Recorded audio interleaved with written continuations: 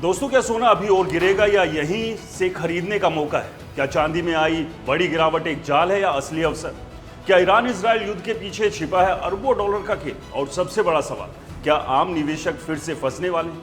देखिए, इस समय जो सोना और चांदी के दामों में भारी उतार चढ़ाव देखने को मिल रहा है, उसका सीधा संबंध सिर्फ डिमांड सप्लाई से नहीं, बल्कि पूरी दुनिया में चल रही जियोपॉलिटिकल टेंशन से।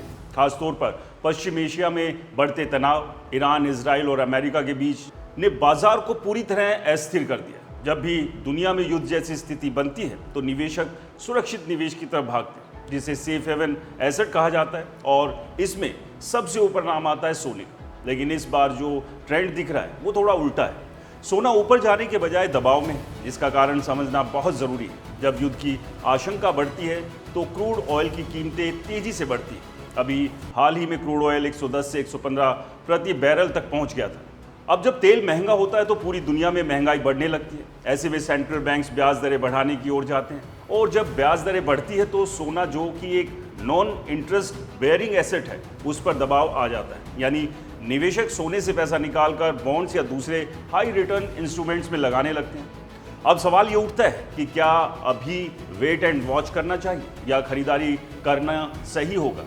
इसका जवाब सीधा नहीं है, क्योंकि पूरा बाजार इस समय न्यूज़ ड्रिवन है। यानी हर खबर आती है सोना ऊपर, दूसरी खबर आती है सोना नीचे। अगर कल को हार्मुज स्ट्रेट, जहां से दुनिया का लगभग 20% तेल गुजरता है, बंद हो जाता है तो तेल और महंगा होगा और सोना और दब सकता है। लेकिन अगर तनाव कम हो गया, युद्ध रुक गया, तो अचानक से सोना उछाल भी मार सकता है। इसलिए एक्सपर्ट्स की सबसे बड़ी सलाह यही है कि एक मुश्त निवेश करने के बजाय SIP यानी धीरे धीरे निवेश करें।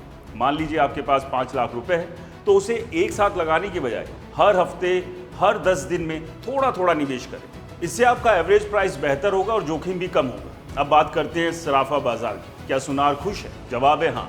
लेकिन अगर वजह से जो आम ग्राहक है उसे लग रहा है कि सोना चांदी सस्ता हो गया, तो वो खरीदारी के लिए आ रहा है। खासकर जिन घरों में शादी है वो इंतजार नहीं कर सकते, उन्हें गहने बनवाने ही हैं, चाहे दाम थोड़ा ऊपर हो या नीचे। इस वजह से लोकल ज्वेलर्स के पास ग्राहकों की आवाजाही बढ़ी है, जिससे उनका रोज का कारोबार पटरी पर आ गया। लेकिन निवेशक अलग सोचता है, वो इंतजार करता है और सस्ता मिलेगा या नहीं। यही दुविधा बाजार को और ज़्यादा अस्थिर बनाती है। अब आते हैं इस पूरे युद्ध के बड़े आर्थिक प्रभाव पर। जब युद्ध खत्म होता है तब असली नुकसान सामने आएगा। ईरान में इंफ्रास्ट्रक्चर का भारी नुकसान हुआ है। हॉस्पिटल, स्कूल, बिल्डिंग सब प्रभावित हुए। इसकी भरपाई में अरबों डॉलर खर्च होंगे। खाड़ी देशों जैसे UAE, सऊदी अरब, कतर में भी अप्रत्यक्ष नुकसान हुआ, जिसकी पूरी जानकारी अभी सामने नहीं आई। लेकिन सबसे दिलचस्प और चौंकाने वाली बात यह है कि कुछ रिपोर्ट्स के अनुसार इस युद्ध के दौरान फाइनेंशियल गेम भी खेला गया। दावा है कि कुछ बड़े निवेशकों ने पहले से ही क्रूड ऑयल के फ्यूचर्स में पोजीशन ले ली। जैसे ही अमेरिका की तरफ से बयान आया, क्रूड ऑयल की कीमत अचानक गिर गई और निवेशकों ने भारी नुकसान कमाया। अगर ये सच है तो बहुत बड़ा सवाल खड़ा होता है, क्या युद्ध सिर्फ राजनीति और सुरक्षा के लिए हो रहे हैं या इसके पीछे अरबों डॉलर का खेल भी छिपा है? अब बात करते हैं चीन की। चीन इस पूरे खेल में खुलकर सामने नहीं आ रहा, लेकिन पर्दे के पीछे उसकी भूमिका को नज़रअंदाज नहीं किया जा सकता। चीन दुनिया का सबसे बड़ा तेल आयातक है और वो चाहता है कि तेल का व्यापार डॉलर के बजाय युआन में हो।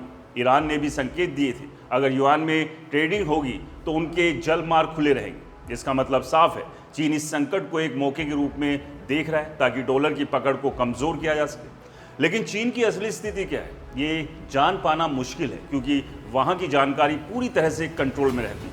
अब अंत में सबसे बड़ा सवाल, आम निवेशक क्या करे?